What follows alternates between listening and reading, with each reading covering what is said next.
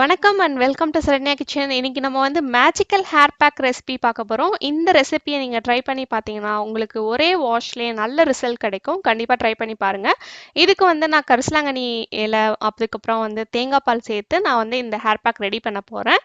இப்போ நம்ம தேங்காய் பால் ரெடி பண்ணுறதுக்கு வந்து நம்ம வந்து ஃப்ரெஷ்ஷாக இருக்கிற தேங்காய் எடுத்துக்கலாம். அப்படி இல்லைனா நம்ம வந்து சமையலுக்கு யூஸ் பண்ண முடியாமல் சில நேரத்தில் வந்து தேங்காய் வந்து ரொம்ப முத்தலாக ஆகிடும். அப்படி இல்லைனா லைட்டாக வந்து மஞ்சள் அந்த மாதிரி இருந்ததுன்னா அதை நீங்கள் தூக்கி போடாமல் இந்த மாதிரி நீங்கள் அதை வந்து துருவி மிக்சியில் போட்டு தேங்காய் பால் எடுத்து அதை வந்து ஹேர் பேக்குக்கு யூஸ் பண்ணிக்கோங்க.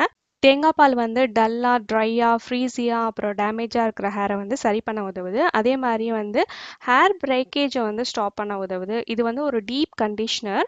அதே மாதிரி இது வந்து முடியோட வளர்ச்சியை வந்து நல்லா ப்ரொமோட் பண்ணுது. அதே மாதிரி நம்ம முடியை வந்து ஸ்மூத் அண்ட் ஷைனியாக வச்சுக்குது.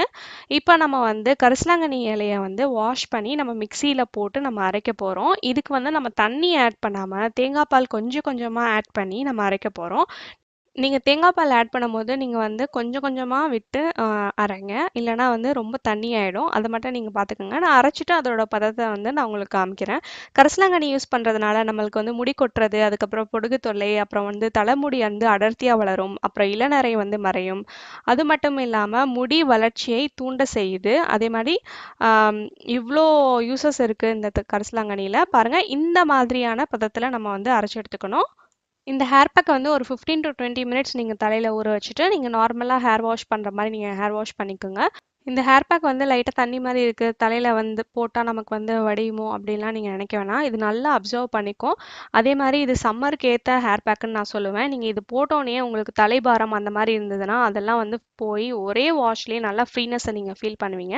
அது மட்டும் இல்லாம உங்களோட தலைமுடி நல்லா அடர்த்தியாவும், நல்லா வந்து கருமையாவும் தெரியும். நீங்க கண்டிப்பா இத யூஸ் பண்ணி பார்த்துட்டு உங்களோட ஃபீட்பேக் கமெண்ட் எனக்கு சொல்லுங்க. இந்த வீடியோ உங்களுக்கு பிடிச்சிருந்ததுன்னா லைக் பண்ணுங்க. உங்க ஃப்ரெண்ட்ஸ் அண்ட் ஃபேமிலி கூட ஷேர் பண்ணுங்க. மறக்காம சரண்யா கிச்சனை சப்ஸ்கிரைப் பண்ணுங்க. கூடவே பெல் பட்டனையும் பிரஸ் பண்ணுங்க. இந்த நாள் இனிய நாளாக வாழ்த்துக்கள். நன்றி.